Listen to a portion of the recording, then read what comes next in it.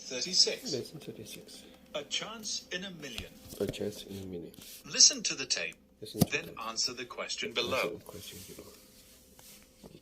What was the chance in a million? In a million. We are less credulous than we used to be. Used to be. In the 19th century, In the 19th a novelist would bring his story to a conclusion by presenting his readers with a series of coincidences, most of them wildly improbable. Readers happily accepted the fact that an obscure maidservant was really the hero's mother. A long-lost brother, who was presumed dead, was really alive all the time and wickedly plotting to bring about the hero's downfall, and so on. Modern readers would find such naive solutions totally unacceptable. Yet, in real life, circumstances do sometimes conspire to bring about coincidences which anyone but a 19th century novelist would find incredible. When I was a boy, my grandfather told me how a German taxi driver, Franz Bussmann, found a brother who was thought to have been killed 20 years before.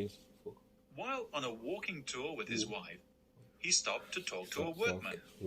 After they had gone on, Mrs. Bussmann commented on the workman's close resemblance to her husband, and even suggested that he might be his brother. Franz poured scorn on the idea, pointing out that his brother had been killed in action during the war. Though Mrs. Bussmann was fully acquainted with this story, she thought that there was a chance in a million that she might be right. A few days later, she sent a boy to the workman to ask him if his name was Hans Bussmann. Needless to say, the man's name was Hans Bussmann, and he really was Franz's long-lost brother. When the brothers were reunited, Hans explained how it was that he was still alive. After having been wounded towards the end of the war, he had been sent to hospital and was separated from his unit. The hospital had been bombed, and Hans had made his way back into Western Germany on foot. Meanwhile, his unit was lost, and all records of him had been destroyed.